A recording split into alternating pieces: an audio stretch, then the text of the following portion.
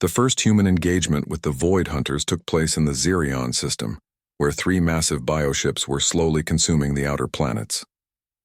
Captain Steve Walsh watched through the main display as his ship, the UES Retribution, approached the alien vessels under full stealth. "They are beautiful in their own terrible way," observed Lieutenant Emma Foster, the ship's tactical officer. Each Void Hunter vessel was a living creature the size of a small moon, with crystalline spines that generated devastating energy weapons and organic hulls that shifted and adapted in real time. "Contact in 30 seconds, reported Chief Navigator Tony Martinez. "Cloaking field is holding steady. They show no signs of detecting our approach." The plan was simple in concept but horrifying in execution.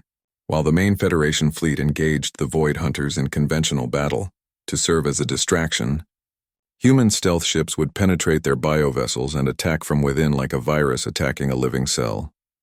"Boarding teams, prepare for insertion," Walsh commanded through the ship's communication system. Captain Lisa Rodriguez led Alpha Team, comprised of Marines who had trained specifically for zero-gravity combat in hostile biological environments. They wore sealed combat suits loaded with the experimental biological weapons Dr. Mitchell had developed, specifically for silicon-based life forms. "Remember your training," Rodriguez addressed her team through their helmet communications. "These creatures think as a collective. Every drone we eliminate weakens the entire organism. We are not just Marines today. We are antibodies fighting an infection." The Retribution's modified torpedo tubes fired the boarding pods directly into the largest bioship's organic hull.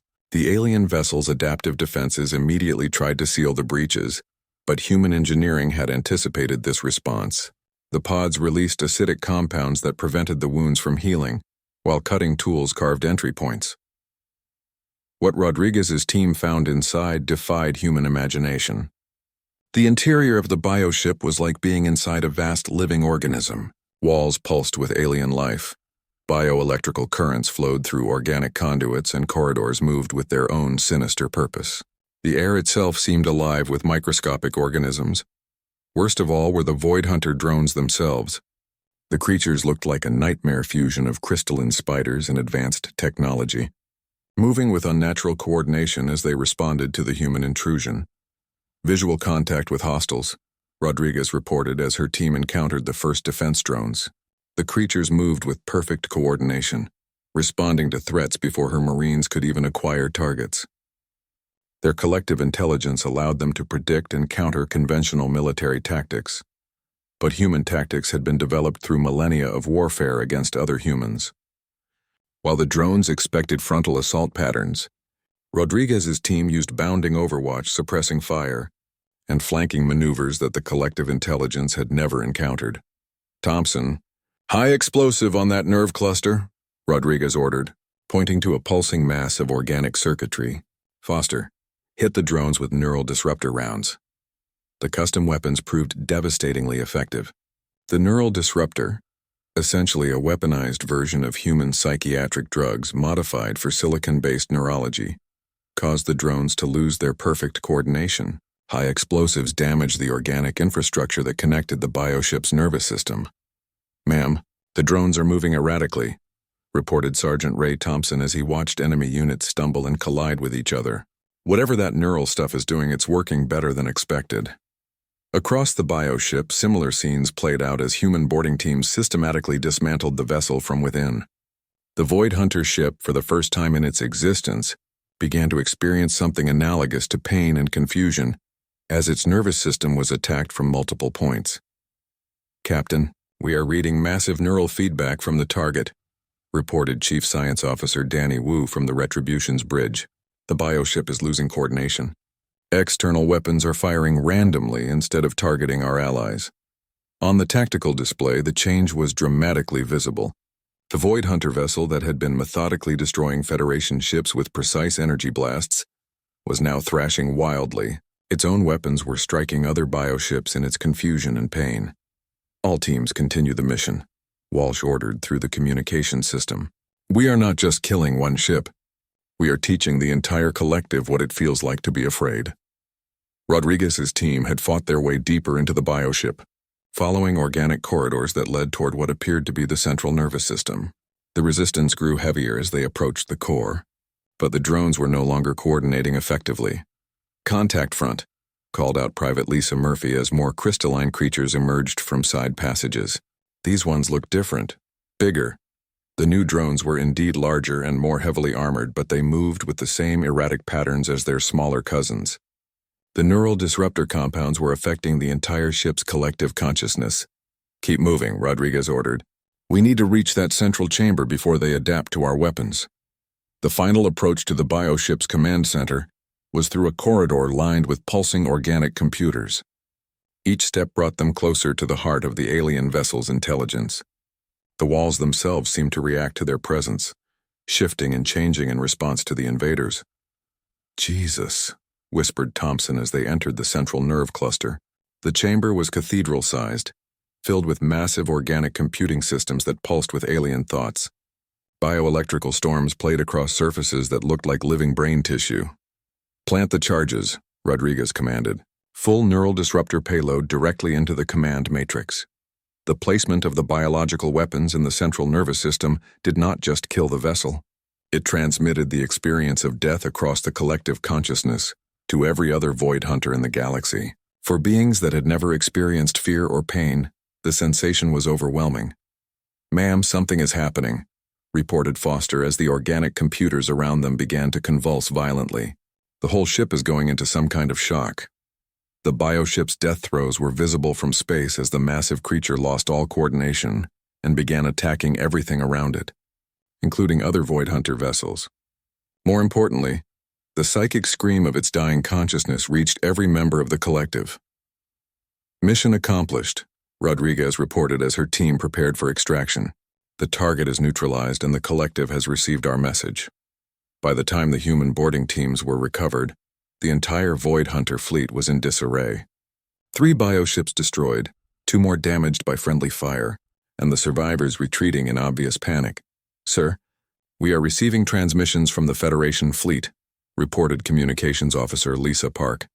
"They are requesting clarification on what just happened." Walsh smiled grimly. "Tell them that humanity has just introduced the Void Hunters to the concept of psychological warfare. And this was just the beginning." As the UES Retribution set course for the next target system, the Void Hunter Collective was experiencing something completely new in their existence. For the first time in their species' history, they had encountered an enemy that could make them afraid.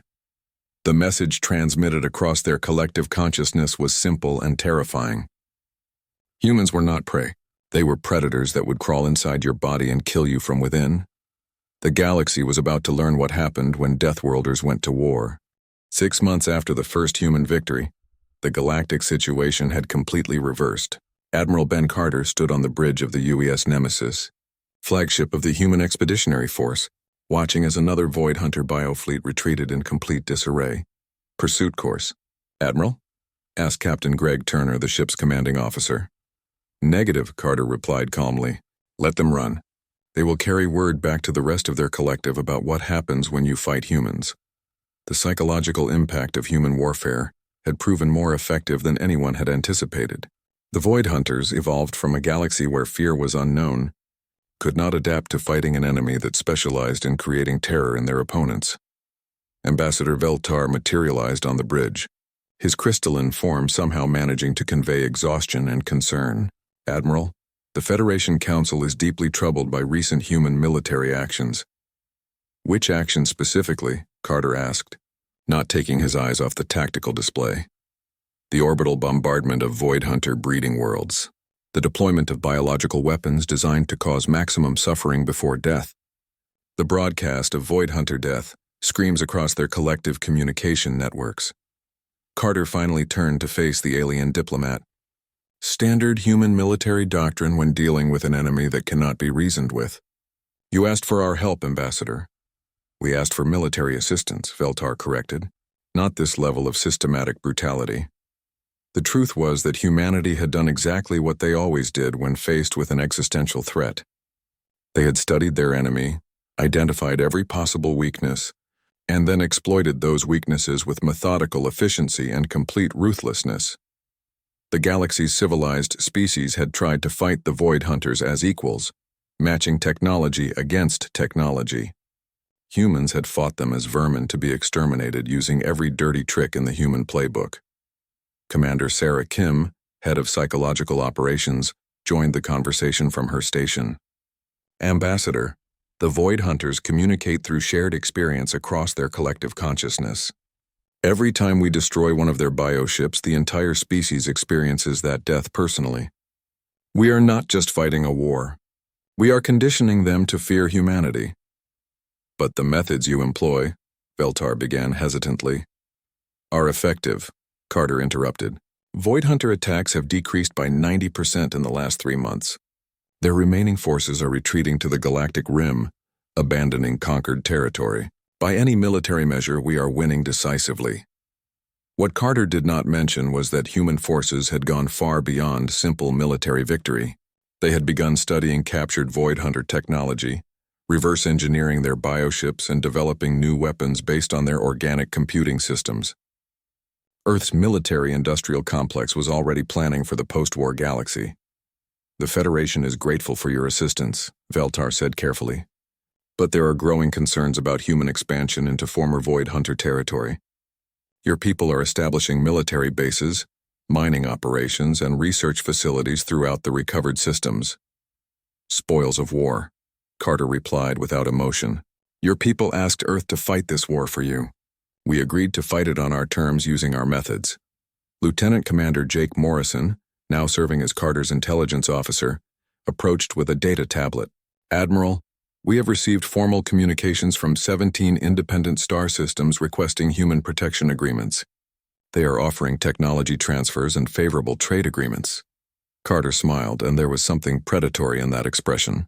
The galaxy had learned a hard lesson. While Federation diplomacy offered peace and stability, human protection offered something more valuable in a dangerous universe, security backed by the proven ability to destroy anything that threatened their allies. Sir, reported Communications Officer Lisa Park, we are receiving a priority transmission from Earth Command. President Hayes is requesting a full strategic briefing on post-war planning. As the message played, the assembled officers learned that Earth's governments had reached unanimous consensus. Humanity would not be returning to pre-war isolation. The galaxy had revealed itself, and human ambition would not be contained by Federation protocols or diplomatic niceties. The transmission outlined Earth's new position. Human colonies would be established in strategic locations throughout the galaxy. Earth's military would maintain permanent peacekeeping forces to prevent future threats. Most importantly, humanity would have a seat on the Federation Council with full voting rights. Ambassador, Carter said as the transmission ended, your people came to us begging for mercy. You wanted us to save your civilization from the Void Hunters. Yes, Veltar replied hesitantly, not liking the direction of the conversation. Well, we did exactly that. The Void Hunters are broken, scattered and running scared across the galaxy. Your core worlds are safe. Your people can sleep peacefully knowing the threat is ended. But you seem to have forgotten something very important. What is that, Admiral? Carter's smile became genuinely frightening. You never asked us what we wanted in return for saving your civilization. And now you are dealing with a species that has advanced starships, proven military superiority, and a galaxy full of grateful potential allies. The crystalline being's form flickered with what humans had learned to recognize as deep fear. What are humanity's intentions for the post-war galaxy? The same as they have always been, Carter replied. To survive, to expand, and to ensure that no one ever threatens our people again. You wanted Deathworlders to save you, Ambassador. You got them. And now you get to live with the consequences of that decision. As the UES Nemesis set course for Earth's newest colony world, established in former Void Hunter territory, Veltar realized the terrible magnitude of what the Federation had unleashed. They had defeated the Void Hunters, but they had created something potentially more dangerous in the long term. A unified, militarized humanity with galactic ambitions and the proven ability to back those ambitions with devastating force. The humans had not just saved the galaxy. They had conquered it through the simple expedient of making themselves indispensable as protectors.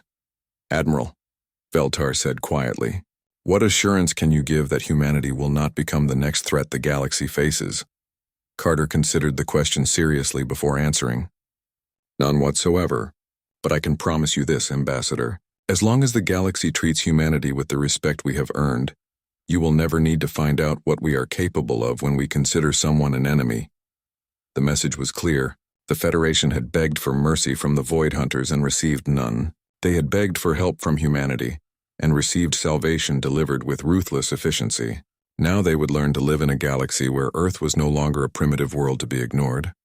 The age of human expansion had begun, built on a foundation of gratitude, fear, and the undeniable proof that when the galaxy needed saving, only Deathworlders had been strong enough to do what was necessary.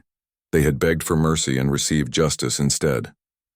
Human justice, delivered with characteristic determination and complete lack of compromise. The galaxy would never be the same. Admiral Ben Carter stood in the war room deep beneath NORAD, surrounded by the greatest military minds Earth had ever produced. The holographic display in the center of the room showed a three-dimensional map of local space, with red zones marking Void Hunter-occupied territory spreading like a disease across civilized worlds. Ladies and gentlemen, we are facing an enemy that has never encountered human military doctrine, Carter announced to the assembled commanders. They expect conventional warfare, ship-to-ship combat, territorial defense, predictable tactics based on superior firepower. Colonel Mary Johnson, commanding officer of the Space Marine Corps, leaned forward in her chair. What advantages do we have, sir? Their technology is clearly superior to ours. Technology is not everything, Carter replied, pointing to the tactical display. The Federation tried to match them ship for ship, weapon for weapon. They lost because they fought the enemy's war using the enemy's rules. We are going to fight our war using our rules. The plan Carter outlined was audacious even by human standards. Rather than attempting to match the Void Hunters in direct combat, Earth would deploy what humans did best: asymmetric warfare, technological innovation, and the kind of stubborn refusal to surrender that had carried humanity through every crisis in their history. Commander Rick Davis of the Stealth Operations Division stood to address the room. We have reverse-engineered Federation cloaking technology and improved it significantly. Our ships can get closer to Void Hunter biovessels than anything they have faced before. Close enough for boarding actions. Veltar's holographic projection flickered with what humans had learned to recognize as surprise. Boarding actions. That is unprecedented. No species has ever attempted to board a Void Hunter vessel. They are organic constructs specifically designed to resist internal infiltration. Good thing humans are not like other species, commented Major Kate Phillips, leader of the Electronic Warfare Division. We have analyzed their bioship neural networks from the data you provided. They operate on collective consciousness principles. If we can disrupt the central command nodes from inside the ships, you plan to perform surgery on their ships while engaged in space combat, Veltar said, his translated voice carrying tones of disbelief. Among other things, Carter confirmed, we are also developing new weapons specifically designed to exploit weaknesses in their biological armor. Extreme temperature weapons, electromagnetic pulse devices, and chemical agents tailored to disrupt their cellular structure. Dr. Sandra Mitchell from the Xenobiology Division had been working without sleep since first contact 3 weeks ago.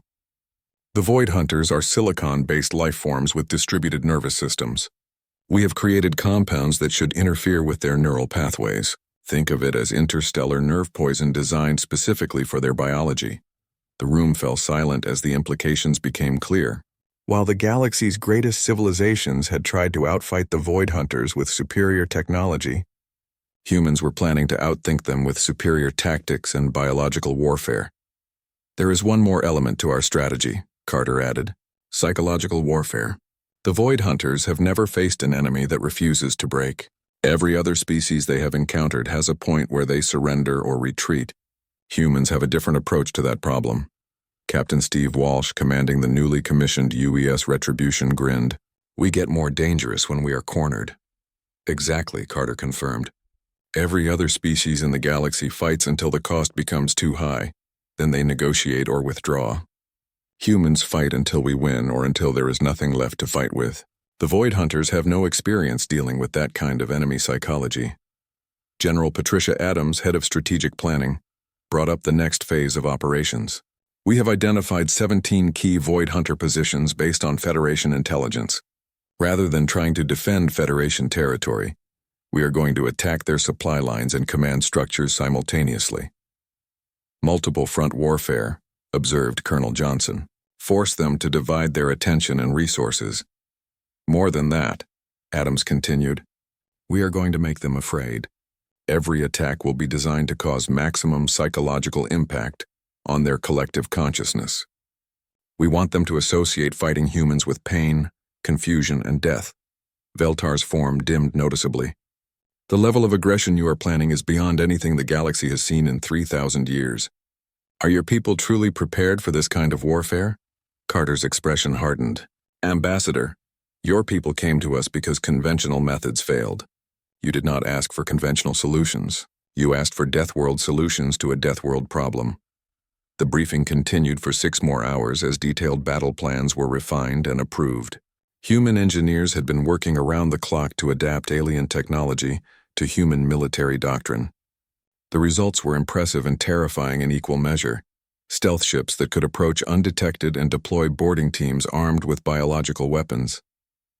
Electronic warfare systems designed to disrupt alien neural networks. Kinetic weapons that could punch through adaptive bioarmor. Most importantly, tactics that no galactic civilization had ever conceived of because they had evolved past the need for such brutality. Our first target is the Zarian system, Carter announced as the briefing concluded. The Void Hunters are in the process of consuming the outer planets. We will use this as a field test for our new tactics. As the commanders dispersed to their ships and units, Veltar remained behind with Admiral Carter. Admiral, I must ask directly, are your people truly prepared to go to war with beings that consume entire star systems? The Void Hunters show no mercy, take no prisoners, and never retreat. Carter turned to face the alien ambassador, and his expression was colder than deep space. Ambassador, you came to Earth begging for mercy. But mercy is not what you need right now. You need someone willing to be more ruthless than your enemies. I begin to understand why your world carries its classification. You wanted Deathworlders, Carter said simply. You asked us to save your civilization from an enemy that could not be negotiated with or reasoned with. We agreed to do that, but we never promised to do it nicely. The alien's crystalline form seemed to shrink slightly. What happens after the war? What happens when the Void Hunters are defeated? Carter smiled, and there was something predatory in that expression that made Veltar step backward instinctively. That depends entirely on how grateful the galaxy is for our help, and how willing they are to accept that humanity is no longer a primitive species to be ignored. As Veltar's projection faded, Carter turned back to the tactical display. The red zones representing Void Hunter territory would soon be turning blue as human forces advanced. The galaxy was about to learn what happened when you asked Earth for help. They were going to get exactly what they had asked for, delivered with characteristic human efficiency and complete lack of mercy for their enemies. The war was about to begin, and humanity was ready to show the galaxy what Deathworlders could do when someone else was the target. Lieutenant Commander Jake Morrison stood on the bridge of the UES Defiant, staring at something that should not have been possible. The alien ship hung in space before them like a work of art made from living crystal. Its surface bent light in impossible ways, creating patterns that hurt to look at directly. After 50 years of searching the cosmos with radio telescopes and deep space probes, humanity had finally found proof they were not alone. The moment every human had dreamed of was happening right now, and Morrison felt the weight of history pressing down on his shoulders. Sir, they are sending signals on multiple frequencies, reported Communications Officer Lisa Park, her fingers moving quickly across the control panels. I am getting mathematical sequences, prime numbers, and something else. They are trying to speak English. Morrison raised an eyebrow. English? How do they know our language? The answer came in the form of a figure materializing on the bridge through some kind of advanced projection technology.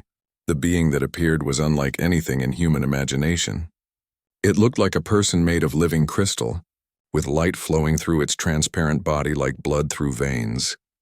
I am Ambassador Veltar of the Galactic Federation, the alien announced, its voice somehow speaking perfect English despite having no visible mouth. We have been observing your species for some time. We come seeking alliance against a threat that endangers all life in the galaxy. Captain Amy Rodriguez arrived on the bridge moments later, having been called from her ready room. She was a veteran of the Mars colony wars and had seen enough combat to recognize desperation when she saw it. even in an alien face. "You have been watching us," Rodriguez said, keeping her voice carefully neutral. "For how long?" "Approximately 50 of your years," Veltar admitted without hesitation. "Since your first atomic weapons tests, we classify your world as extremely hostile to most galactic life forms. Your species as potentially very dangerous." Chief Science Officer Danny Wu stepped forward, his tactical mind already working through the implications. "You stayed away because you were afraid of us, but now you need our help. What kind of threat could make you risk contact with dangerous primitives?" Veltar's crystal form flickered, showing what humans were learning to recognize as anxiety. "The Void Hunters. They are unlike anything the galaxy has ever faced. They consume entire star systems, growing stronger with each victory. Our greatest warriors have fallen before them like grass before fire." "And you think humans can succeed where your people failed?" Morrison asked, trying to keep the disbelief out of his voice. "We hope so," Veltar replied simply. "Your species evolved through constant warfare against your own planet. You turned suffering into strength, pain into power. Perhaps that is exactly what we need now." Rodriguez exchanged glances with her senior staff. Earth had been preparing for this moment since the first artificial signals were detected from space. The Terran Defense Force had ships ready, and crews trained for exactly this scenario. Every major government on Earth had contributed to the preparations. "We will need to see all your tactical data," Rodriguez decided. "Everything you have on these Void Hunters. Ship designs, weapons capabilities, battle records, psychological profiles if you have them. Of course, but I must warn you, they have consumed civilizations far more advanced than yours, species that had mastered technologies your people have not yet dreamed of." Rodriguez smiled, and there was something in that smile that made Veltar step backward instinctively. "Ambassador, you clearly do not know much about human history. We specialize in fighting things that are bigger and stronger than us. We have been doing it for our entire existence." As the data transfer began, Veltar found himself studying the humans on the bridge. They moved with a confidence that seemed misplaced given their primitive technology. Their body language suggested predators rather than prey. When they looked at the tactical data showing Void Hunter victories, they did not show fear. They showed interest. The information about the Void Hunters was terrifying. Bioships the size of small moons that could adapt to any weapon used against them. Swarm tactics that overwhelmed defenders through sheer numbers. A collective intelligence that learned from every encounter and shared that knowledge instantly across vast distances. "Fascinating," Wu commented as he reviewed the biological data. "They operate as a hive mind with distributed intelligence. Each ship is both individual and part of a greater whole. Classic predator pack behavior, but scaled up to galactic proportions." "Their ships are living creatures," Veltar explained. "They grow new weapons and defenses in response to threats. What works against them once will never work again." "That is actually good news," Rodriguez said, surprising the alien ambassador. "How can that possibly be good news?" "Because it means they think like animals, not like soldiers," Rodriguez explained. "Animals are predictable. They follow patterns. Soldiers can be unpredictable, creative, and adaptive. If these Void Hunters are just very large, very smart animals, then we know how to deal with them." Morrison was studying fleet deployment patterns on his screen. "They use overwhelming force against fixed positions. Classic predator behavior. They probably expect their prey to either run or gather together for protection." "What do humans do when faced with predators?" Veltar asked, genuinely curious. "We hunt them back," Rodriguez answered simply. "We study their weaknesses, learn their patterns, and then we kill them. Usually we make weapons specifically designed to kill that particular predator. Sometimes we even domesticate them." The bridge fell quiet as the implications of that statement sank in. Veltar was beginning to understand why his people had classified Earth as a death world. These humans did not think like prey animals. They thought like apex predators who had never met anything they could not eventually kill. "The Federation Council will want to meet with your leaders," Veltar said finally, "to discuss terms of alliance and coordinate our military response." "Our leaders are already in communication with your council," Rodriguez replied. "But there is something you need to understand, Ambassador. Humans do not fight defensive wars very well. We are much better at taking the fight to the enemy." "What do you mean?" Rodriguez looked at the tactical display showing Void Hunter occupied territory. "We mean that sitting here waiting for them to attack us is not going to work. If you want human help, you need to be prepared for human methods. We are going to hunt these creatures across the galaxy until we find their source, and then we are going to destroy it. Veltar felt something he had not experienced in centuries of diplomatic service. For the first time since the Void Hunters had appeared, he felt hope. Not the desperate hope of a drowning person reaching for driftwood, but the solid hope of someone who had just called in the cavalry. The humans were not like any species the galaxy had ever seen. They did not think in terms of defense and survival. They thought in terms of offense and victory. The Federation had spent months trying to contain the Void Hunter threat. The humans were already planning to eliminate it entirely. As Veltar prepared to return to the Federation Council with news of the human response, he wondered if his people had made a deal with salvation or damnation. The humans would save the galaxy from the Void Hunters, he was certain of that now. The question was what the galaxy would look like when the humans were finished with it. The Great Hall of the Galactic Federation was filled with fear. Ambassador Veltar stood at the center of the room, his crystal body shaking as he spoke to the gathered aliens from across the galaxy. His usual calm was gone, replaced by pure terror that every being in the room could feel. "The Void Hunters have broken through our defenses," Veltar said, his voice carrying to every corner of the massive chamber. 3 star systems are already gone. Their bioships eat everything in their path. Planets, space stations, even the stars themselves. We have maybe 6 cycles before they reach our core worlds. The room erupted in panicked chatter. Beings from 100 different worlds spoke in their native tongues, but the fear was universal. Chancellor Morith of the Centauri Alliance leaned forward in his floating chair, his blue skin now pale with worry. "What about the warrior clans of Rigel?" Morith asked desperately. "Their battle fleets are the strongest in the galaxy. Surely they can stop these creatures." Veltar's crystal form dimmed. "The 3rd fleet is gone, all of it. The Void Hunters consumed every ship in just a few hours. They learn from every weapon we use against them. They adapt faster than we can change our tactics." Silence fell over the chamber like a heavy blanket. For 3,000 years, the Galactic Federation had kept peace through talking and careful control of conflicts. They had never faced an enemy that could not be reasoned with, that saw negotiation as weakness and treated entire civilizations as food. Elder Zaralyn of the Telepathic Collective spoke next, her mental voice reaching every mind in the room regardless of species. "There is one option left to us. The primitives of Sol 3. Their world is marked as Class 12 Deathworld status." The reaction was immediate. Nervous sounds came from dozens of alien throats. Deathworlders were creatures of legend, beings that evolved on planets so dangerous that they became living weapons. The Federation had good reasons for staying away from such worlds. Trade Minister Hexnor made a sound of disgust. "You cannot be serious. Those barbarians only learned to travel between stars 50 rotations ago. What could they possibly do that our advanced civilizations cannot?"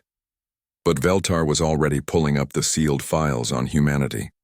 The reports made for disturbing reading. A species that evolved as hunters on a world where everything tried to kill them.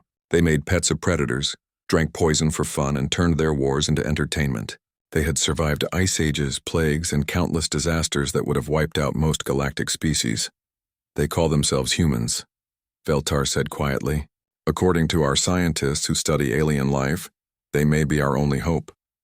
The debate that followed was heated. Many delegates argued that contacting a Deathworld species violated every law the Federation had ever made. Others pointed out that the Void Hunters would make such laws meaningless if they were not stopped. In the end, desperation won over caution.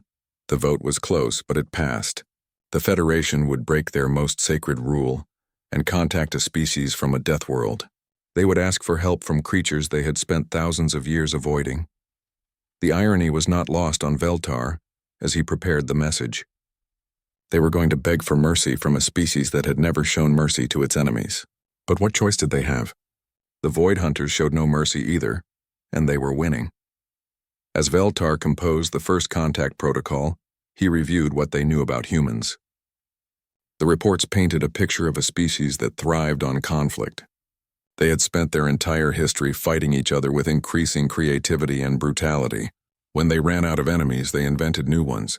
When they ran out of wars, they created games that simulated war. Their planet was a nightmare by galactic standards. Massive storms that could level cities, earthquakes that split continents, volcanoes that could change global weather patterns, and predators that hunted in packs. Most species would have died out in the first 1,000 years on such a world. Humans had not only survived but had conquered their planet completely. The psychological profiles were even more disturbing. Humans bonded with other species through shared hardship. They formed emotional attachments to their weapons. They created art from their pain and music from their rage. They had a concept called spite that drove them to succeed simply to prove others wrong. Most alien species had evolved past the need for violence. Humans had evolved violence into an art form. They studied war the way other species studied poetry. They had military academies that taught conflict theory and battle, tactics as advanced sciences. Veltar finished the message and prepared to send it to Sol 3. Included mathematical proofs to show intelligence, star charts to prove their location, and a basic translation matrix so the humans could understand their language. What he did not include was any mention of why the Federation had avoided contact until now. The message was simple. The galaxy was in danger from an enemy that could not be stopped by conventional means. The Federation was asking for help from humanity in exchange for technology and a place in galactic civilization. What Veltar did not realize was that humans had been waiting for this moment for decades. Their radio telescopes had detected artificial signals from space years ago. Their governments had been preparing for first contact. Their military had been planning for interstellar war since before they had ships that could reach other stars. As the message traveled toward Earth at faster than light speeds, Veltar wondered if they were making a terrible mistake. The Federation was about to unleash a species that had turned survival into an instinct and war into a science. They were asking predators to help them fight monsters, but the Void Hunters were coming and conventional weapons had failed. Perhaps it was time to fight monsters with monsters. Perhaps it was time to see what Deathworlders could do when someone else was the enemy. The message reached Earth 3 days later. The response came back in less than an hour. 2 words in perfect galactic standard language that made Veltar's crystal form vibrate, with something between relief and terror. We accept.